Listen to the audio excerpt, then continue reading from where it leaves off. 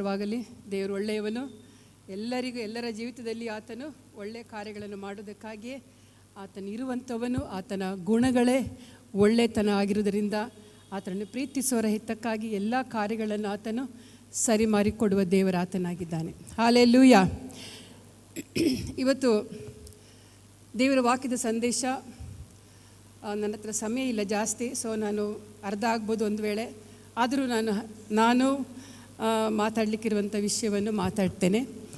ನಾನಿವತ್ತು ಆರಿಸಿಕೊಂಡಂಥ ವೇದ ಭಾಗ ಕೀರ್ತನೆಗಳು 147 3ನೇ ವಾಕ್ಯ. ನಮಗೆಲ್ಲರಿಗೂ ಬಹಳ ಚಿರಪರಿಚಿತವಾಗಿರುವಂಥ ವಾಕ್ಯವಾಗಿದೆ. 147 3ನೇ ವಾಕ್ಯ.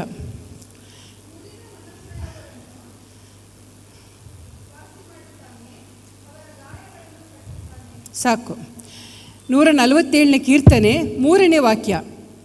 ಮುರಿದ ಮನಸ್ಸುಳ್ಳವರನ್ನು ವಾಸಿ ಮಾಡುತ್ತಾನೆ, ಅವರ ಗಾಯಗಳನ್ನು ಕಟ್ಟುತ್ತಾನೆ. ಇವತ್ತು ಸಿಸ್ಟರ್ಸ್ ಟೆಸ್ಟಿಮನಿ ಕೊಡುವಾಗ ನನಗೆ ಈ ವಾಕ್ಯ, ನಾನು ಇವತ್ತು ಕೂಡ ಇದನ್ನು ಆರಿಸ್ಕೊಂಡಿದ್ದೀನಲ್ಲ. ಮುರಿದ ಮನಸ್ಸು ಹೃದಯದಲ್ಲಿ ಬರುವಾಗ ಒಬ್ಬ ಮನುಷ್ಯನ ಜೀವಿತದಲ್ಲಿ ದೇವರು ಏನು ಮಾಡ್ತಾನಂತೆ? ಆ ಮನಸ್ಸನ್ನು ವಾಸಿ ಮಾಡ್ತಾನಂತೆ.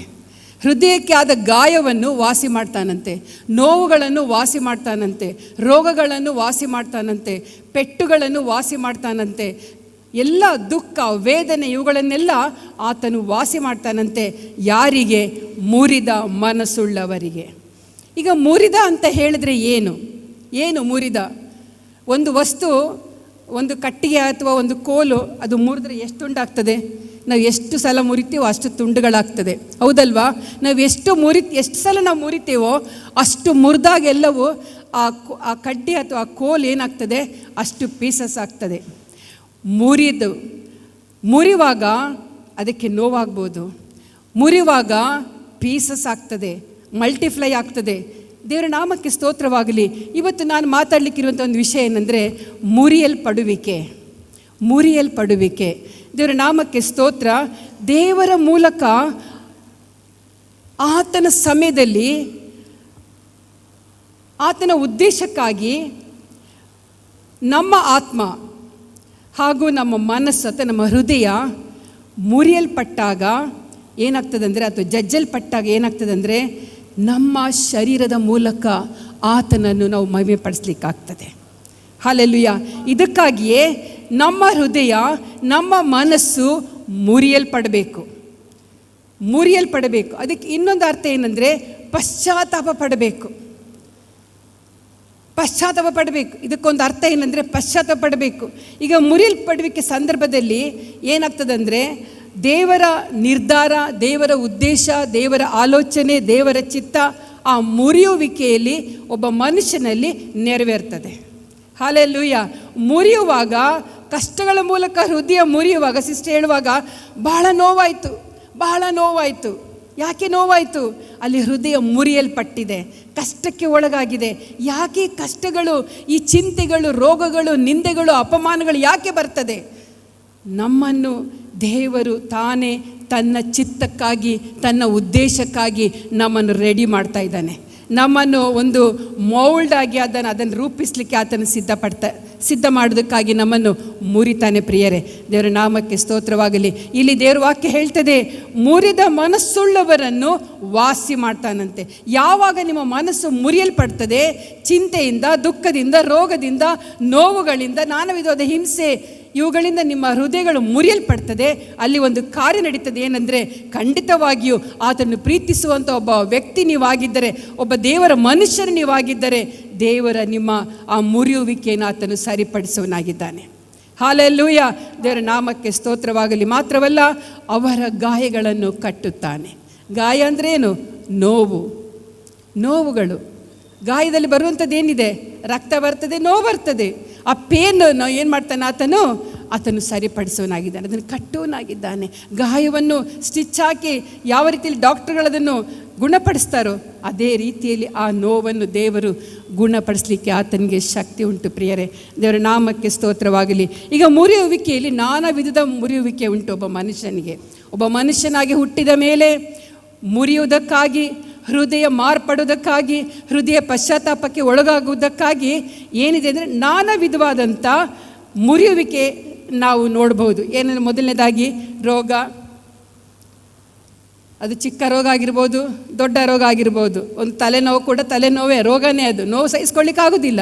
ಬಿದ್ದರು, ಕಾಲು ಪೆಟ್ಟಾದರೂ, ಒಂದು ಚೂರು ಉಳುಕಿದ್ರು, ಏನೇ ಆದರೂ ಅದೆಲ್ಲವೂ ನೋವೇ, ಚಿಕ್ಕದಾಗಿರಲಿ ದೊಡ್ಡದಾಗಿರಲಿ. ಹಾಲೆಲೂಯ. ಅದನ್ನು ಸರಿಪಡಿಸಲಿಕ್ಕೆ ದೇವರು ಮಾತ್ರ ಶಕ್ತನು. ಮಾತ್ರವಲ್ಲ, ನಷ್ಟ, ನಮ್ಮ ವ್ಯಾಪಾರದಲ್ಲಾಗಿರ್ಬೋದು, ಕೆಲಸದಲ್ಲಾಗಿರ್ಬೋದು, ಸೋಲು, ನಷ್ಟ, ಇವುಗಳು ಕೂಡ ನಮ್ಮನ್ನು ಮುರಿಯುವಿಕೆಗೆ ನಡೆಸುವಂಥದ್ದಾಗಿದೆ. ಒಂದು ವೇಳೆ ಸೋಲು ಬಂದಾಗ ನಾವು ಚಿಂತಿತರಾಗದೆ ಆತನನ್ನು ಆಶ್ರಯಿಸಿಕೊಂಡು ಇರುವಂಥ ದೇವರ ಮಕ್ಕಳಾಗಿದ್ದರೆ ಆತ ನಮಗೇನು ಕೊಡ್ತಾನೆ? ಆ ಸಮಯದಲ್ಲಿ ನಮಗೆ ಸಹಾಯ ಮಾಡಲು ಆತನು ಶಕ್ತನಾಗಿದ್ದಾನೆ. ಮಾತ್ರವಲ್ಲ, ಬಡತನ ಯಾಕೆ ಬರ್ತದೆ? ನಮ್ಮ ಸೋಮಾರಿತನದಿಂದ ಬರಬಹುದು, ನಮ್ಮಲ್ಲಿರುವಂಥ ನಿರ್ಲಕ್ಷ್ಯತನ, ಅಥವಾ ಏನು ಹೇಳ್ಬೋದು, ಬಡತನ ಯಾಕೆ ಬರ್ತದೆ? ಕೆಲಸ ಇಲ್ಲದ ರೀತಿಯಲ್ಲಿ ಇರುವಾಗ ಬರ್ಬೋದು, ಅಥವಾ ದುಂದು ಖರ್ಚು, ಅಥವಾ ಕುಡಿಕತನ, ಇಂಥ ವಿಧವಾದ ಕೆಲವು ವಿಷಯಗಳಲ್ಲಿ ಒಬ್ಬ ಮನುಷ್ಯನಿಗೆ ಬಡತನ ಬರ್ತದೆ. ಇದು ಕೂಡ ಯಾಕೆ ಬರ್ತದೆ ಬಡತನ? ಆ ಬಡತನ ಬರುವಾಗ ದೇವರನ್ನು ಸ್ವೀಕರಿಸಿ ಪರಿಶುದ್ಧತೆಗೆ ನಮ್ಮ ನಡೆಸುವುದಕ್ಕಾಗಿ ದೇವರು ನಮಗೆ ಬಡತನವನ್ನು ಕೊಟ್ಟು ನಮ್ಮನ್ನು ಮುರಿದು ಆತನ ಸನ್ನಿಧಿಯಲ್ಲಿ ನಡೆಸುವಂಥ ದೇವರ ಆತನಾಗಿದ್ದಾನೆ. ಹಾಲೆಲೂಯ. ದೇವರ ನಾಮಕ್ಕೆ ಸ್ತೋತ್ರವಾಗಲಿ. ಹಿಂಸೆ ಬರ್ತದೆ, ನಿಂದೆ ಬರ್ತದೆ, ಅವಮಾನ ಬರ್ತದೆ. ಇವೆಲ್ಲವೂ ಕೂಡ ದೇವರ ಚಿತ್ತ, ದೇವರ ಉದ್ದೇಶ. ಯಾಕಂದರೆ ಯಾಕೊಬ್ಬ ಮನುಷ್ಯನು ಸುಖವಾಗಿ ಜೀವಿಸ್ತಾ ಇಲ್ಲ, ಯಾಕೆ ರೋಗದಲ್ಲಿ ಬಳಲ್ತಾ ಇದ್ದಾನೆ, ಯಾಕೆ ನಿಂದೆ ಅಪಮಾನಗಳಿಗೆ ಒಳಗಾಗ್ತಾನೆ, ಯಾಕೆ ಆತನು ಕಷ್ಟಕ್ಕೆ ಒಳಗಾಗ್ತಾನೆ? ಒಂದೇ ಉದ್ದೇಶ, ನನ್ನ ಮಕ್ಕಳು, ನೀತಿವಂತರು ಕಷ್ಟಪಡ್ತಾರೆ, ಅನೀತಿವಂತರು ಕಷ್ಟಪಡ್ತಾರೆ, ಪಾಪಿಗಳು ಕಷ್ಟಪಡ್ತಾರೆ, ಪರಿಶುದ್ಧರು ಕಷ್ಟಕ್ಕೆ ಒಳಗಾಗ್ತಾರೆ, ರೋಗಗಳಿಗೆ ತುತ್ತಾಗ್ತಾರೆ, ಆಕ್ಸಿಡೆಂಟ್ ಆಗ್ತದೆ, ನಿಂದೆಗಳಿಗೆ ಒಳಗಾಗ್ತಾರೆ. ಯಾಕೆ? ಕಾರಣ ಏನು? ದೇವರ ನಾಮಕ್ಕೆ ಸ್ತೋತ್ರವಾಗಲಿ. ಒಬ್ಬ ನೀತಿವಂತನಿಗೆ ಸಂಭವಿಸುವ ಕಷ್ಟಗಳು ಅನೇಕವಿದ್ದರೂ ಅವೆಲ್ಲವುಗಳಿಂದ ದೇವರು ಏನು ಮಾಡ್ತಾನೆ? ಅದನ್ನು ಬಿಡಿಸುತ್ತಾನೆ. ಹಾಲೆಲೂಯ. ಈ ಬಿಡಿಸುವಿಕೆ ಉಂಟಲ್ಲ, ಆ ಬಿಡಿಸುವಿಕೆ ಬಹಳ ಪ್ರಾಮುಖ್ಯವಾದದ್ದು. ಒಬ್ಬ ಮುರಿದಂಥ ಮನಸ್ಸುಳ್ಳವರನ್ನು ದೇವರು ವಾಸಿ ಮಾಡುತ್ತಾನೆ, ಅವರ ಗಾಯಗಳನ್ನು ಕಟ್ಟುತ್ತಾನೆ. ಹಾಲೆಲೂಯ. ಇವತ್ತು ಎಷ್ಟು ಜನ ನಂಬ್ತೀರಾ? ನನಗೆ ಕಷ್ಟ ಇದೆ, ನಾನು ದೇವರ ಬಳಿಗೆ ಹೋದೆ, ನನಗೆ ದೇವರು ಸಹಾಯ ಮಾಡಿದ. ಹಾಲೆಲೂಯ. ನಾನು ಇಂಥ ಸಮಯದಲ್ಲಿ ದೇವರನ್ನು ಆಶ್ರಯಿಸಿಕೊಂಡೆ. ಇವತ್ತು ಟೆಸ್ಟಿಮನಿ ಕೇಳಿದ್ರಿ, ಆ ಟೆಸ್ಟಿಮನಿ ಬಹಳ ಸುಂದರವಾಗಿದೆ. ಮುರಿದಂಥ ಮನಸ್ಸು ಅವರಲ್ಲಿತ್ತು. ದೇವರು ತಕ್ಕ ಸಮಯದಲ್ಲಿ ಔಷಧಗಳಿಲ್ಲದೆ ನಾನು ಗುಣವಾದೆ, ನನ್ನ ಮಗ ಗುಣವಾದ, ನನ್ನ ಹಸ್ಬೆಂಡ್ ಗುಣ ಆದ ಅಂತ ಹೇಳ್ತಾ ಇದ್ದಾರೆ. ಎಷ್ಟು ಒಳ್ಳೆ ರೀತಿಯ ಸಾಕ್ಷಿಗಳು ನಾವು ಕೇಳುವಾಗ ದೇವರು ನಮ್ಮ ಪಕ್ಷದಲ್ಲಿದ್ದಾನೆ, ನಮ್ಮನ್ನು ನಡೆಸುವಂಥ ದೇವರಾಗಿದ್ದಾನೆ. ಯಾರಿಗಂದರೆ ಮುರಿದ ಮನಸ್ಸುಳ್ಳವರಿಗೆ. ಹಾಲೆಲೂಯ. ಮುರಿದ ಮನಸ್ಸುಳ್ಳವರಿಗೆ, ಅಹಂಕಾರಿಗಳಿಗಲ್ಲ, ಸೊಕ್ಕಿನವರಿಗಲ್ಲ, ಪಾಪಿಗಳಿಗಲ್ಲ. ನೀತಿವಂತನಾಗಿದ್ದುಕೊಂಡು ಒಬ್ಬ ಮನುಷ್ಯನು ಬೇಡಿಕೊಳ್ಳುವಾಗ ಮುರಿದ ಮನಸ್ಸುಳ್ಳವನಾಗಿ ದೇವರ ಸನ್ನಿಧಿಯಲ್ಲಿ ತನ್ನ ಕಷ್ಟಗಳ ಕಾರ್ಪಣ್ಯಗಳನ್ನು ಹೇಳುವಾಗ ದೇವರು ಖಂಡಿತವಾಗಿಯೂ ಅವರ ಏನು ಮಾಡ್ತಾನೆ? ವಾಸಿ ಮಾಡ್ತಾನೆ ಅವರನ್ನು. ಹಾಲೆಲೂಯ. ಅವರ ಮನಸ್ಸಿಗೆ ಸಮಾಧಾನ ಕೊಡ್ತಾನೆ, ಅವನ ಹೃದಯಕ್ಕೆ ನೆಮ್ಮದಿ ಕೊಡ್ತಾನೆ, ಅವರ ಗಾಯಗಳನ್ನು ಕಟ್ತಾನೆ. ಹಾಲೆಲೂಯ. ದೇವರ ನಾಮಕ್ಕೆ ಸ್ತೋತ್ರವಾಗಲಿ. ಇಲ್ಲಿ ಒಬ್ಬ ಭಕ್ತನು ಹೇಳ್ತಾ ಇದ್ದಾನೆ, ಅವನೊಬ್ಬ ಯೆರೆಮೀಯನು. ಅವನ ಹೆಸರು ಏನಂದರೆ ವೀಪಿಂಗ್ ಪ್ರಾಫಿಟ್ ಎಂಬುದಾಗಿ, ಅವನು ಅಳುವ ಪ್ರವಾದಿ ಎಂಬುದಾಗಿ ನಾವು ಅವನ ಹಿಸ್ಟ್ರಿ ನಾವು ನೋಡ್ತೇವೆ. ಅವನೊಬ್ಬ ಅಳುತ್ತಾನೆ ಪ್ರಾರ್ಥನೆ ಮಾಡುವಂಥ ಒಬ್ಬ ಪ್ರವಾದಿ, ಅಳುವಂಥ ಪ್ರವಾದಿ, ಪ್ರಾರ್ಥನೆಯಲ್ಲಿ ಅವನು ಅಳುವಂಥವನು. ಅವನು ಹೇಳುವಂಥ ಒಂದು ಮಾತು ಇಲ್ಲಿ ಬರೆಯಲ್ಪಟ್ಟಿದೆ. ಯೆರೆಮೀಯನ ಪುಸ್ತಕ 23ನೇ ಅಧ್ಯಾಯ 9ನೇ ವಾಕ್ಯ. ಇಲ್ಲಿ ಒಬ್ಬ ಮನುಷ್ಯನು, ಒಬ್ಬ ದೇವರ ಭಕ್ತನು ಬರೀ ನಮ್ಮ ಕಷ್ಟಗಳಿಗೆ ಮಾತ್ರ ನಾವು ಅಳುವುದಲ್ಲ, ನಮ್ಮ ಕಷ್ಟಗಳಿಗೆ ಮಾತ್ರ ನಾವು ದೇವರ ಸನ್ನಿಧಿಗೆ ಹೋಗುವುದಲ್ಲ. ಅದು ಬೇಕು, ಅದು ಬೇಕು, ಅದು ಬೇಕೇ ಬೇಕು. ನಮ್ಮನ್ನು ದೇವರ ಸನ್ನಿಧಿಯಲ್ಲಿ ಒಪ್ಪಿಸಿಕೊಟ್ಟು ಮುರಿದ ಹೃದಯದೊಂದಿಗೆ ನಾವು ದೇವರ ಸನ್ನಿಧಿಯಲ್ಲಿ ಪ್ರಾರ್ಥಿಸುವಾಗ ನಮ್ಮ ಮನಸ್ಸನ್ನು ಆತನು ವಾಸಿ ಮಾಡ್ತಾನೆ, ನಮ್ಮ ಗಾಯಗಳನ್ನು ಕಟ್ತಾನೆ, ನಿಜ. ಆದರೆ ಇಲ್ಲಿ ಪ್ರವಾದಿ ಹೇಳ್ತಾ ಇದ್ದಾನೆ, ಯೆರೆಮೀಯ 23:9. ಓದಿ ಸಿಸ್ಟರ್. ಪ್ರವಾದಿಗಳ ವಿಷಯ, ನನ್ನ ಹೃದಯವು ನನ್ನೊಳಗೆ ಒಡೆದು ಹೋಗಿದೆ, ನನ್ನ ಎಲುಬುಗಳೆಲ್ಲ ಕರಗಿ ಹೋಗಿವೆ. ಇಲ್ಲೊಬ್ಬ ಪ್ರವಾದಿ, ಇವನೊಬ್ಬ ಪ್ರವಾದಿ. ಇವನು ಯಾರಿಗೋಸ್ಕರ? ಜನರಿಗೋಸ್ಕರ ಅಳುವಂಥ ಒಬ್ಬ ಪ್ರವಾದಿ. ಇವನ ಕಣ್ಣೀರು ಯಾವುದಕ್ಕಿದೆ? ಸ್ವಂತ ತನ್ನಗೋಸ್ಕರ ಅಲ್ಲ. ನಮಗೋಸ್ಕರ ಅಳುವುದು, ನಮಗೋಸ್ಕರ ನಮ್ಮನ್ನು ಮುರಿದುಕೊಂಡು ದೇವರ ಸನ್ನಿಧಿಯಲ್ಲಿ ಮನಸ್ಸನ್ನು ಒಪ್ಪಿಸಿಕೊಡೋದು ಅದು ಬೇರೆ, ಅದು ನನಗೋಸ್ಕರ ಆಯಿತು. ಇಲ್ಲಿ ಒಬ್ಬ ಯೆರೆಮೀಯನು ಹೇಳ್ತಾ ಇದ್ದಾನೆ, ಅವನ ಕೆಲಸ ಏನಂದರೆ ಜನರಿಗೋಸ್ಕರ ಅಳುವಂಥ ಒಬ್ಬ ಪ್ರವಾದಿ. ಅವನು ಹೇಳ್ತಾ ಇದ್ದಾನೆ, ಪ್ರವಾದಿಗಳ ವಿಷಯದಲ್ಲಿ ನನ್ನ ಹೃದಯವು ನನ್ನೊಳಗೆ ಒಡೆದು ಹೋಗಿದೆ, ಚೂರು ಚೂರಾಗಿದೆ, ಪೀಸ್ ಪೀಸ್ ಆಗಿದೆ, ಮುರಿದು ಹೋಗಿದೆ. ಯಾರಿಗೋಸ್ಕರ? ಪ್ರವಾದಿಗಳ ವಿಷಯದಲ್ಲಿ ನನ್ನ ಹೃದಯ ಒಡೆದು ಹೋಗಿದೆ ಅಂತ ಹೇಳ್ತಾ ಇದ್ದೇನೆ. ಯಾಕೆ? ಸುಳ್ಳು ಪ್ರವಾದಿಗಳು ದೇವರ ವಾಕ್ಯವನ್ನು ಕೈಯಲ್ಲಿ ಹಿಡ್ಕೊಂಡು ಮನಸ್ಸು ಬಂದ ರೀತಿಯಲ್ಲಿ ಪ್ರವಾದಿಸುವಂಥದ್ದು, ಬೋಧಿಸುವಂಥದ್ದು, ದೇವರ ವಾಕ್ಯಕ್ಕೆ ಬೆಲೆ ಕೊಡದೆ ತಮ್ಮದೇ ಸ್ವಂತ ಜ್ಞಾನದಿಂದ ಬೋಧಿಸುವಂಥದ್ದು, ಆತ್ಮನಿಂದ ನಡೆಸಲ್ಪಡದೆ ಸ್ವಂತ ಬುದ್ಧಿಯಿಂದ ನಡೆಸಿಕೊಡುವಂಥ ಒಬ್ಬ ಬೋಧಕನ ವಿಷಯ ಅಥವಾ ಪ್ರವಾದಿಯ ವಿಷಯದಲ್ಲಿ ಅವನು ಚಿಂತಿತನಾಗಿ ಅವನು ಹೇಳ್ತಾ ಇದ್ದಾನೆ, ನನ್ನ ಹೃದಯವು ನನ್ನೊಳಗೆ ಒಡೆದು ಹೋಗಿದೆ. ಯಾಕೆ? ದೇವರ ವಾಕ್ಯ ಇದ್ದಕ್ಕಿದ್ದಾಗೆ ಬೋಧಿಸುತ್ತಾ ಇಲ್ಲ. ಇವತ್ತು ಎಷ್ಟು ಜನಗಳಿಗೆ ತಮ್ಮ ತಮ್ಮ ಸಭೆಗಳಲ್ಲಿ ಅಥವಾ ತಮ್ಮ ಕುಟುಂಬಗಳಲ್ಲಿ ದೇವರ ವಾಕ್ಯವು ಇದ್ದಕ್ಕಿದ್ದ ಹಾಗೆ ನಾವು ಕಲಿತಾ ಇದ್ದೇವೆ, ನಾವು ಕೇಳ್ತಾ ಇದ್ದೇವೆ. ಅಥವಾ ಬೋಧಕರಾಗಿದ್ದರೆ ಯಾವ ರೀತಿಯಲ್ಲಿ ನಾವು ದೇವರ ವಾಕ್ಯವನ್ನು ಬೋಧಿಸ್ತಾ ಇದ್ದೇವೆ. ಇಲ್ಲಿ ಯೆರೆಮೀಯನು ಅಳ್ತಾ ಇದ್ದಾನೆ, ಈ ವಿಷಯಕ್ಕೋಸ್ಕರ ಅಳುತ್ತಾ ಇದ್ದಾನೆ. ನನ್ನ ಹೃದಯ ಒಡೆದು ಹೋಗಿದೆ. ಯಾಕೆ? ದೇವರ ಆ ಮಾತುಗಳು ದೇವರಿಂದ ಹೊಂದಿಕೊಳ್ಳದೆ ಪ್ರವಾದಿಸ್ತಾ ಇದ್ದಾರೆ, ದೇವರಿಂದ ಹೊಂದಿಕೊಳ್ಳದೆ ಬೋಧಿಸ್ತಾ ಇದ್ದಾರೆ, ದೇವರಿಂದ ಹೊಂದಿಕೊಳ್ಳದೆ ಸ್ವಂತ ಬುದ್ಧಿಯಿಂದ ಜನರನ್ನು ಸನ್ಮಾರ್ಗಕ್ಕೆ ನಡೆಸ್ತಾ ಇದ್ದಾರೆ. ಆ ಸನ್ಮಾರ್ಗವಲ್ಲ, ಅದು ದುಷ್ಟ ಮಾರ್ಗಕ್ಕೆ ನಡೆಸ್ತಾ ಇದ್ದಾರೆ ಎಂಬಂಥ ತಿಳುವಳಿಕೆ ಯೆರೆಮೀಯನಿಗೆ ಬಂದು ಆತನು ಹೇಳ್ತಾ ಇದ್ದಾನೆ, ನನ್ನ ಹೃದಯವು ನನ್ನೊಳಗೆ ಒಡೆದು ಹೋಗಿದೆ. ಇವತ್ತು ನಮ್ಮ ಹೃದಯ ಈ ವಿಷಯಕ್ಕಾಗಿ ಒಡೆದು ಹೋಗ್ತಾ ಇದೆಯಾ? ನಮ್ಮ ಮನೆಗಳಲ್ಲಿ, ನಮ್ಮ ಕುಟುಂಬಗಳಲ್ಲಿ, ಸಭೆಗಳಲ್ಲಿ, ಅಥವಾ ದೇವರ ವಾಕ್ಯಕ್ಕೆ ವಿರೋಧವಾದ ವಾಕ್ಯ ನಾವು ಕೇಳುವಾಗ ನಮ್ಮ ಹೃದಯ ಒಡೆದು ಹೋಗಿದೆಯಾ?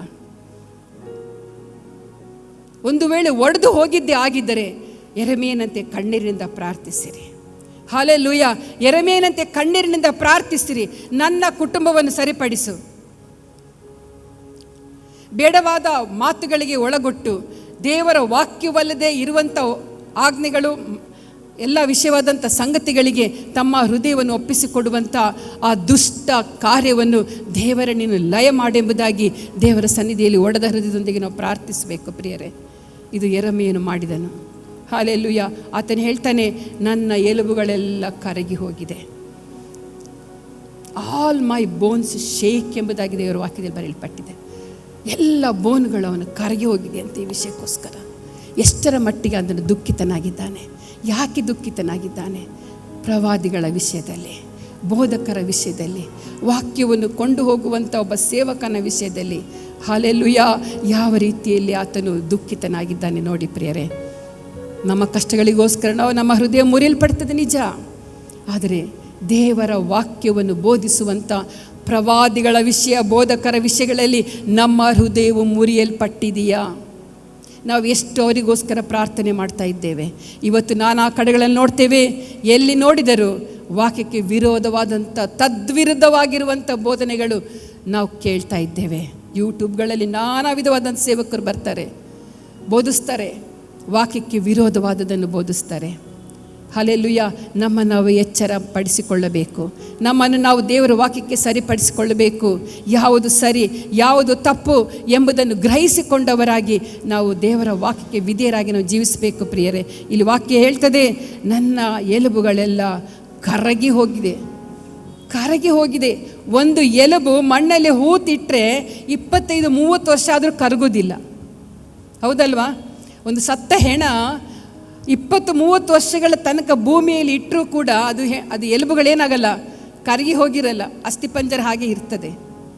ಆದರೆ ಇಲ್ಲಿ ಪ್ರವಾದಿ ಹೇಳ್ತಾ ಇದ್ದಾನೆ, ನನ್ನ ಎಲುಬುಗಳು ಈ ವಿಷಯಕ್ಕೋಸ್ಕರ ಕರಗಿ ಹೋಗ್ತಾ ಇದೆ. ನಾವು ಎಷ್ಟು ದುಃಖಿತರಾಗಿದ್ದೇವೆ. ಪ್ರಾರ್ಥನೆ ಮಾಡಬೇಕು ಪ್ರಿಯರೇ. ಯೆರೆಮೀಯನಂತೆ ನಾವು ಪ್ರಾರ್ಥನೆ ಮಾಡೋಣ.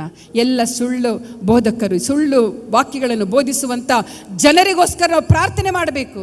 ಅದರಷ್ಟು ಕೆಟ್ಟ ಪಾಪ ಈ ಲೋಕದಲ್ಲಿ ಬೇರೊಂದಿಲ್ಲ.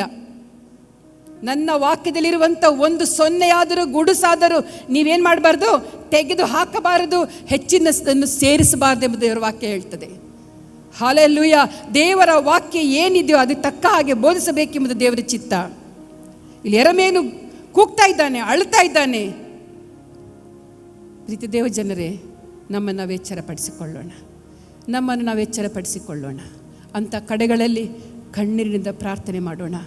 ನಮ್ಮ ಕುಟುಂಬಗಳಲ್ಲಿ ಪ್ರಾರ್ಥನೆ ಮಾಡೋಣ. ಯೆರೆಮೀಯನಂತೆ ಪ್ರಾರ್ಥಿಸೋಣ. ಹೇಗೆ ಪ್ರಾರ್ಥಿಸಬೇಕು? ಆತನು ಪ್ರಾರ್ಥಿಸಿದನು, ಹೃದಯ ಒಡೆದುಕೊಂಡವನಾಗಿ ಪ್ರಾರ್ಥಿಸಿದನು, ಎಲುಬುಗಳೆಲ್ಲ ಕರಗಿ ಹೋಗುವ ರೀತಿಯಲ್ಲಿ ಪ್ರಾರ್ಥಿಸಿದನು. ಪ್ರಿಯರೇ, ನಾವು ಬರೀ ನಮ್ಮ ದೇಹದ ರಕ್ಷಣೆಗೋಸ್ಕರ, ನಮ್ಮ ಕುಟುಂಬದ ರಕ್ಷಣೆಗೋಸ್ಕರ, ಒಳಿತಿಗೋಸ್ಕರ ಸಂಪಾದನೆ ಮಾಡುತ್ತಾ ನಾವು ಆ ಮನೆಗಳ ಮೇಲೆ ಮನೆ, ನಮ್ಮ ಆಸ್ತಿಗಳ ಮೇಲೆ ಆಸ್ತಿ, ದಿನದ ಕೂಲಿ ಮಾಡುವವರು ಕೂಡ ದಿನದ ಹೊತ್ತು ಹೋದರೆ ಸಾಕಪ್ಪ, ಬೇರೆ ಏನು ಚಿಂತೆ ಇಲ್ಲ ಅವರಿಗೆ. ಅಲ್ಲ ಪ್ರಿಯರೇ, ನಾವು ಇದಕ್ಕೋಸ್ಕರ ನಾವು ಅಳಬೇಕು. ಹಲ್ಲೆಲೂಯಾ. ಇದಕ್ಕೋಸ್ಕರವನ್ನು ಚಿಂತೆ ಮಾಡಬೇಕು. ಸುಳ್ಳು ಪ್ರವಾದನೆಗಳು, ಸುಳ್ಳಾದಂಥ ಬೋಧನೆ, ಸುಳ್ಳಾಗಿ ನಡೆಸುವಂಥ ಎಲ್ಲ ಕಾರ್ಯಗಳಿಗೋಸ್ಕರ ಯೆರೆಮೀಯನು ಪ್ರಾರ್ಥಿಸಿದ ರೀತಿಯಲ್ಲಿ ನಾವು ಪ್ರಾರ್ಥಿಸಬೇಕು. ಮುರಿದ ಹೃದಯ ನಮಗೆ ಬೇಕು. ಹಲ್ಲೆಲೂಯಾ. ಯಾಕಂದರೆ ಆತ್ಮಗಳು ನಶಿಸಿ ಹೋಗ್ತಾ ಇದೆ. ಸುಳ್ಳು ಬೋಧಕರು ಸುಳ್ಳು ಪ್ರವಾದನೆ ಹೇಳುವಾಗ ಜನರು ಏನು ಮಾಡ್ತಾರೆ? ಅವರನ್ನು ಹಿಂಬಾಲಿಸುವಾಗ ಏನಾಗ್ತದೆ? ಅವರು ನರಕಕ್ಕೆ ಹೋಗುವುದಲ್ಲದೆ ಹಿಂಬಾಲಿಸುವವರು ಕೂಡ ಎಲ್ಲಿ ಹೋಗ್ತಾರೆ? ನರಕಕ್ಕೆ ಹೋಗ್ತಾರೆ. ಆ ಚಿಂತೆ ನಮಗೆ ಬೇಕು. ಹಲ್ಲೆಲೂಯಾ. ದೇವರ ನಾಮಕ್ಕೆ ಸ್ತೋತ್ರವಾಗಲಿ. ಇಲ್ಲಿ ಯೆಶಾಯನ ಪುಸ್ತಕದಲ್ಲಿ ಬಹಳ ಸುಂದರವಾಗಿದೆ. ನಮ್ಮ ದೇವರು ಎಲ್ಲಿರ್ತಾನೆ, ಯಾರಲ್ಲಿ ಇರ್ತಾನೆ ಎಂಬುದಾಗಿ ಬರೆಯಲ್ಪಟ್ಟಿದೆ. 57ನೇ ಅಧ್ಯಾಯ 15ನೇ ವಾಕ್ಯ. ಯೆಶಾಯನ ಪುಸ್ತಕ 57ನೇ ಅಧ್ಯಾಯ 15ನೇ ವಾಕ್ಯ. ಸದಮಲ ನೆನೆಸಿಕೊಂಡು ಶಾಶ್ವತ ಲೋಕದಲ್ಲಿ ನಿತ್ಯ ನಿವಾಸಿಯಾದ ಮಹೋನ್ನತನು ಹೀಗನ್ನುತ್ತಾನೆ. ನೋಡಿ, ಬಹಳ ಸುಂದರವಾಗಿದೆ. ಸದಮಲ ನೆನೆಸಿಕೊಂಡು, ಸದಮಲ ಯಾವಾಗಲೂ ನಿನ್ನೆ ಇದ್ದ ಹಾಗೆ ಈ ಹೊತ್ತು ನಾಳೆಯು ಎಲ್ಲ ಕಾಲದಲ್ಲಿ ಏಕ ರೀತಿಯಾಗಿರುವಂಥ, ಅಲ್ಲಾಡದೇ ಇರುವಂಥ, ಮಾರ್ಪಡದೇ ಇರುವಂಥ ಸದಮಲ ಸ್ವಾಮಿ. ಸದಮಲ ಸ್ವಾಮಿ ಅಂದರೆ ಆ ಸದಮಲನಿಗೆ ವಿಶೇಷವಾದಂಥ ಅರ್ಥ ಇದೆ. ಆತನು ಇದ್ದ ಹಾಗೆ ಇರುವಂಥವನು, ಮಾರ್ಪಡದವನು, ಆತನು ಕಾರ್ಯಗಳಲ್ಲಿ ಕುಂದಿಲ್ಲ, ಆತನು ಕೇಳುವಾಗ ಕೊಡುವಂಥ ದೇವರು ಸದಮಲ ದೇವರು. ಹಲ್ಲೆಲೂಯಾ. ಸದಮಲ ಸ್ವಾಮಿ. ಆತನೇನು ಹೇಳ್ತಾನೆ? ಶಾಶ್ವತ ಲೋಕದಲ್ಲಿ ನಿತ್ಯ ನಿವಾಸಿಯಾದ ಮಹೋನ್ನತನು ಹೀಗನ್ನುತ್ತಾನೆ. ಯಾರು? ಎಂಥ ಒಳ್ಳೆ ಹೆಸರು ನೋಡಿ ಅಲ್ವಾ? ತುಂಬ ಚೆನ್ನಾಗಿದೆ ಹೆಸರು, ನಂಗೆ ಭಾಳ ಇಷ್ಟ ಆಯಿತು. ಸದಮಲ ಸ್ವಾಮಿ. ಸದಮಲ ನೆನೆಸಿಕೊಂಡು ಯಾವಾಗಲೂ ಇರುವಾತನೆಂಬುದೇ ಹೆಸರನ್ನು ಹೊಂದಿಕೊಂಡಂಥ ದೇವರು ಹೀಗನ್ನುತ್ತಾನೆ, ಶಾಶ್ವತ ಲೋಕದಲ್ಲಿ ನಿತ್ಯ ನಿವಾಸಿಯಾದ ಮಹೋನ್ನತನು ಹೀಗನ್ನುತ್ತಾನೆ. ನಿತ್ಯ ನಿವಾಸಿ, ಯಾವಾಗಲೂ ಜೀವಿಸುವವನು. ಎಲ್ಲಿ? ಪರಲೋಕದಲ್ಲಿ ನಿತ್ಯವಾಸಿ ಆತನು, ಯಾವಾಗಲೂ ಇರುವಂಥವನು, ಆದಿಯಲ್ಲಿದ್ದವನು, ಅಂತ್ಯದವರೆಗಿರುವವನು, ಸದಾಕಾಲ ಇರುವಾತನು, ಯುಗದ ಸಮಾಪ್ತಿಯವರು ನಾನು ಇರುತ್ತೇನೆಂಬುದಾಗಿ ಹೇಳಿದಂಥ ದೇವರು. ಆತನು ಹೀಗೆ ಹೇಳ್ತಾ ಇದ್ದಾನೆ. ಓದಿ ಸಿಸ್ಟರ್.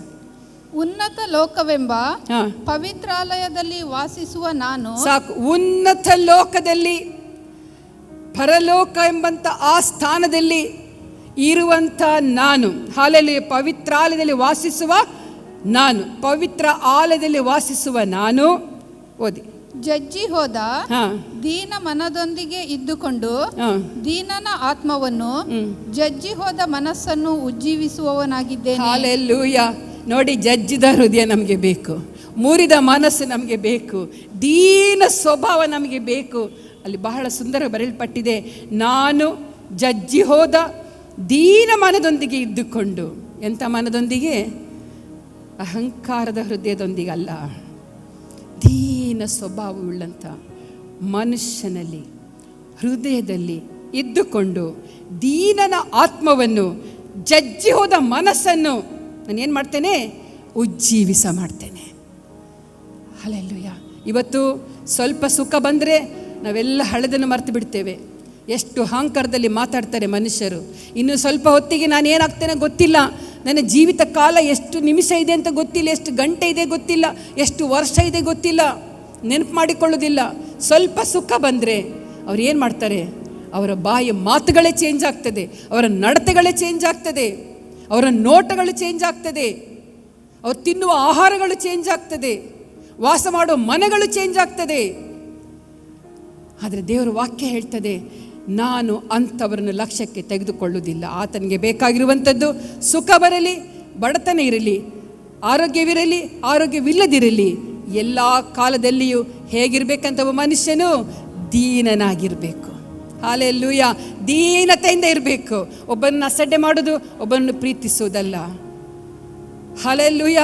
ದೇವರ ನಾಮಕ್ಕೆ ಸ್ತೋತ್ರ. ದ್ವೇಷ ಎಂಬ ಭಾವನೆ ಬಿಟ್ಟು, ಅಹಂಕಾರ ಎಂಬ ಭಾವನೆ ಬಿಟ್ಟು ಒಬ್ಬ ಮನುಷ್ಯನು ದೀನ ಭಾವದಿಂದ ಜೀವಿಸುವುದಾದರೆ, ಆತನು ಹೇಳ್ತಾ ಇದ್ದಾನೆ ಅಲ್ಲಿ, ಜಜ್ಜಿ ಹೋದ ಕರಗಿಸಲ್ಪಟ್ಟಂಥ ಎಲುಬುಗಳಿಗೆ ಆತನು ಹೇಳ್ತಾ ಇದ್ದಾನೆ, ಹಲ್ಲೆಲೂಯ, ನಾನು ಅಂಥ ಮನಸ್ಸಿನಲ್ಲಿ ಏನು ಮಾಡ್ತಾ ಇದ್ದೇನೆ, ಅಂಥ ದೀನ ಮನಸ್ಸಿನಲ್ಲಿ ಇದ್ದುಕೊಂಡು ನಾನು ಏನು ಮಾಡ್ತೇನೆ, ದೀನನ ಆತ್ಮವನ್ನು, ಜಜ್ಜಿ ಹೋದಂಥ ಮನಸ್ಸನ್ನು ಉಜ್ಜೀವಿಸ ಮಾಡ್ತೇನೆ. ಅವನು ಉಜ್ಜೀವವಂತಾನೆ, ಬಲಗೊಳ್ತಾನೆ. ಅವನು ಎಲ್ಲ ಕಷ್ಟಗಳನ್ನು ಧೈರ್ಯವಾಗಿ ಎದುರಿಸುವಂಥ ವಿಶೇಷ ಬಲ, ಉಜ್ಜೀವನ ಆತನು ಹೊಂದಿಕೊಳ್ಳುವನಾಗಿದ್ದಾನೆ. ಹಲ್ಲೆಲೂಯ. ದೇವರ ನಾಮಕ್ಕೆ ಸ್ತೋತ್ರವಾಗಲಿ. ಇವತ್ತನ್ನು ಹೇಳುವಂಥ ಒಂದು ವಿಷಯ, ಕಷ್ಟಗಳು ಬರುತ್ತೆ. ದೇವರು ನಮ್ಮನ್ನು ಕೆಲವು ಸಲ ದೇವರು ತಾನೇ ನಮಗೆ ಕಷ್ಟಕ್ಕೆ ಒಳಪಡಿಸ್ತಾನೆ, ನಮ್ಮನ್ನು ಪರೀಕ್ಷಿಸುವುದಕ್ಕಾಗಿ.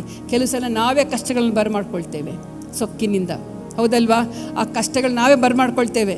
ಅದು ಕೂಡ ದೇವರು ಆ ಸಮಯದಲ್ಲಿ ದೇವರ ಸನ್ನಿಧಿಯಲ್ಲಿ ಮುರಿದ ಮನಸ್ಸೊಂದಿಗೆ ಹೋಗುವಾಗ ದೇವರು ನಮಗೆ ಸಹಾಯವನ್ನು ಆತನು ಮಾಡುವನಾಗಿದ್ದಾನೆ. ಯೆರೆಮೀಯನ ಹಾಗೆ ಆ ಕೆಟ್ಟ ಅಂದರೆ ಸುಳ್ಳಾದಂಥ ಪ್ರವಾದಿಗಳು, ಸುಳ್ಳಾದಂಥ ಬೋಧನೆ ನೆನೆಸಿಕೊಂಡು ಆತನು ಪ್ರಾರ್ಥನೆ ಮಾಡ್ತಾ ಇದ್ದಾನೆ. ಆತನು ಹೇಳ್ತಾ ಇದ್ದಾನೆ, ನನ್ನ ಎಲುಬುಗಳೆಲ್ಲ ಕರಗಿ ಹೋಗಿದೆ. ಹಲ್ಲೆಲೂಯ. ಆ ರೀತಿಯ ಪ್ರಾರ್ಥನೆ ನಮ್ಮ ಜೀವಿತಗಳಿರುವುದಾದರೆ ನಮ್ಮ ದೇಶ ಉದ್ಧಾರ ಆಗ್ತದೆ, ನಮ್ಮ ಸಭೆ ಉದ್ಧಾರ ಆಗ್ತದೆ, ನಮ್ಮ ಕುಟುಂಬಗಳು ಉದ್ಧಾರ ಆಗ್ತದೆ, ನಾವು ಉದ್ಧಾರ ಆಗ್ತೇವೆ. ಹಲ್ಲೆಲೂಯ. ದೇವರ ನಾಮಕ್ಕೆ ಸ್ತೋತ್ರವಾಗಲಿ.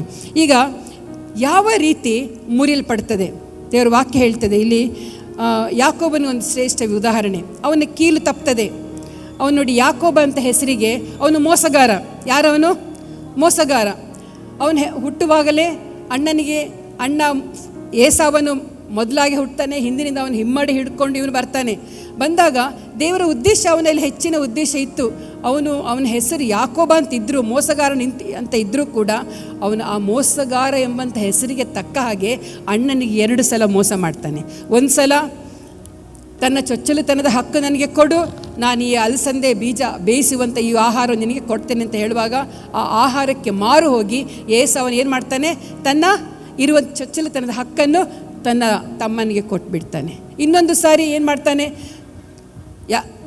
ಈಸಾಕನು ಮುಪ್ಪಿನ ಪ್ರಾಯದಲ್ಲಿದ್ದಾನೆ, ಕಣ್ಣು ಕಾಣುವುದಿಲ್ಲ. ಅವನಿಗೊಂದು ಆಸೆ, ನಾನು ನನ್ನ ಮಕ್ಕಳನ್ನು ಆಶೀರ್ವದಿಸಬೇಕು. ಈಸಾಕನಿಗೆ ಯಾರ ಮೇಲೆ ಆಸೆ? ಏಸಾವನ ಮೇಲೆ ಆಸೆ. ರೆಬ್ಬಕ್ಕಳಿಗೆ ಯಾರ ಮೇಲೆ ಆಸೆ? ಯಾಕೋಬನ ಮೇಲೆ ಆಸೆ. ಇವಳು ಯಾಕೋಬಳು ಏನು ಮಾಡ್ತಾಳೆ, ಮೋಸದಿಂದ ತನ್ನ ಮಗನಿಗೆ, 2ನೇ ಮಗನಿಗೆ ಮೋಸದಿಂದ ಏಸಾವನಿಗೆ ಬರಬೇಕಾದ ಆಶೀರ್ವಾದವನ್ನು ತಂದೆ ಮೂಲಕವಾಗಿ ತೆಗೆದುಕೊಳ್ತಾನೆ. ಹೇಗೂ ಅವನೊಬ್ಬ ಮೋಸಗಾರ ಎಂಬಂಥ ಪಟ್ಟ ಅವನಿಗೆ ಏನಾಗಿದೆ, ಸಿಕ್ಕಿಬಿಟ್ಟಿದೆ. ಅವನು ಯಾರು? ಮೋಸಗಾರ. ಒಂದು ವಾಕ್ಯ ಓದಿಕೊಳ್ಳೋಣ. ಆದಿಕಾಂಡ 32:25 ವಾಕ್ಯ ಫಸ್ಟ್ ಓದಿ ಸಿಸ್ಟರ್. ಆ ಪುರುಷನು ತಾನು ಗೆಲ್ಲದೆ ಇರುವುದನ್ನು ಕಂಡು ಯಾಕೋಬನ ತೊಡೆಯ ಕೀಲನ್ನು ಮುಟ್ಟಿದ್ದರಿಂದ ಯಾಕೋಬನು ಅವನ ಸಂಗಡ ಹೋರಾಡುತ್ತಿರುವಾಗಲೇ ಅವನ ತೊಡೆಯ ಕೀಲು ತಪ್ಪಿತು. ಅವನ ಕೀಲು ತಪ್ತದೆ. ಇಲ್ಲಿ ಯಾಕೋಬನು ಯಾಕೆ ಹೋರಾಡ್ತಾ ಇದ್ದಾನೆ, ಏನಕ್ಕಾಗಿ ಅಲ್ಲಿ ಸಿಕ್ಕಿ ಬಿದ್ದಿದ್ದಾನೆ ಅವನು? ಅಲ್ಲಿ ಇನ್ನೊಂದು ವಾಕ್ಯ ಓದಿಕೊಳ್ಳೋಣ, 13ನೇ ವಾಕ್ಯ. ಅವನು ಆ ರಾತ್ರಿ ಅಲ್ಲೇ ಇಳುಕೊಂಡು 200 ಆಡು, 20 ಹೋತ, 200 ಕುರಿ, 20 ಟಗರು ಮರಿಯೊಡನೆ ಹಾಲು ಕರೆಯುವ 30 ಒಂಟೆ, 40 ಆಕಳು, 10 ಹೋರಿ, 20 ಹೆಣ್ಣು ಕತ್ತೆ, 10 ಕತ್ತೆ ಮರಿ, ಇವುಗಳನ್ನು ತನ್ನ ಅಣ್ಣನಾದ ಏಸಾವನಿಗೆ ಕಾಣಿಕೆಯಾಗಿ ತೆಗೆದುಕೊಂಡನು. ಈಗ ಅಣ್ಣನಿಗೂ ಏಸಾವನಿಗೂ ಏನಿಲ್ಲ, ಪ್ರೀತಿಯ ಬಾಂಧವ್ಯ ಇಲ್ಲ. ಅವರಿಬ್ಬರು ದ್ವೇಷದಲ್ಲಿದ್ದಾರೆ. ಅಣ್ಣನು ಬೇರೆ, ಆತನು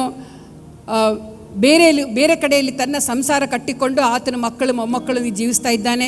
ಈಗ ಇವನಿಗೆ ಏನಾಗಿದೆ, ಯಾಕೋಬನಿಗೆ, ನಾನು ನನ್ನ ಅಣ್ಣನಿಂದ ದೂರ ಇದ್ದೇನಲ್ಲ, ನಾನು ಮೋಸಗಾರನು, ನಾನು ಅವನನ್ನು ಹೇಗಾದರೂ ಮಾಡಿ ಅಣ್ಣನಿಂದ ನಾನು ಏನು ಮಾಡಬೇಕು, ಅಣ್ಣನ ಜೊತೆಯಲ್ಲಿನ ಪ್ರೀತಿ ಬಾಂಧವ್ಯವನ್ನು ಬೆಳೆಸ್ಕೊಳ್ಬೇಕೆಂಬುದಾಗಿ ಯೋಚಿಸಿ ಆತನು ಏನು ಮಾಡ್ತಾನೆ, ಒಂದಿನ ಆತನು ಎಲ್ಲ ಅವನಿಗಿರುವಂಥ ಆಸ್ತಿಯಲ್ಲಿ ಕೆಲವೆಲ್ಲವನ್ನು ತೆಕ್ಕೊಂಡು ತನ್ನ ಸೇವಕರೊಂದಿಗೆ, ತನ್ನ ಹೆಂಡತಿ ಮಕ್ಕಳೊಂದಿಗೆ ಆತನು ಏನು ಮಾಡ್ತಾನೆ, ಹೊರಟಾಗ ಏನೇನು ತಗೊಳ್ಳುತ್ತಾನೆ, ಅವನಿಗೆ ಏನೇನು ಆಸ್ತಿ ಇದೆಯೋ ಎಲ್ಲದರಲ್ಲಿ ಪಾಲು ತೆಗೆದುಕೊಂಡು ಅಣ್ಣನನ್ನು ಮೀಟ್ ಆಗ್ಲಿಕ್ಕೆ ಹೋಗ್ತಾನೆ. ಈಗ ತಾನೇ ಓದಿದೆವು, ನಾವು ನೋಡ್ತೇವೆ ಇಲ್ಲಿ 20 ಹೋತ ಅಂತೆ, 200 ಕುರಿ ಅಂತೆ, 20 ಟಗರಂತೆ, ಎಲ್ಲ 40 ಆಕಳು, ಇದನ್ನೆಲ್ಲ ತಗೊಂಡು ಆಗಿನ ಕಾಲದಲ್ಲಿ ಅವೇ ದೊಡ್ಡ ಆಸ್ತಿ, ಅವುಗಳೇ ದೊಡ್ಡ ಆಸ್ತಿ.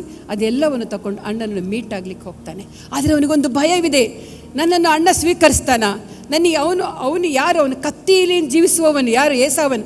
ಕತ್ತಿಯಲ್ಲಿ ಜೀವಿಸುವವನು ಅವನು. ನನ್ನ ಒಂದು ವೇಳೆ ನೋಡಿ ನನ್ನನ್ನು ಏನು ಮಾಡ್ತಾನೆ? ಅವನಿಗೆ ಭಯದಲ್ಲಿರುವಂಥ ಸಮಯದಲ್ಲಿ ಮುಂದಾಗಿ ಕಳಿಸ್ಬಿಡ್ತಾನೆ ಸೇವಕರನ್ನು, ಈ ಎಲ್ಲ ಆಸ್ತಿ ಪಾಸ್ತಿಗಳನ್ನು, ಹೆಂಡತಿ ಮಕ್ಕಳನ್ನೆಲ್ಲ ಕಳಿಸಿಬಿಡ್ತಾನೆ.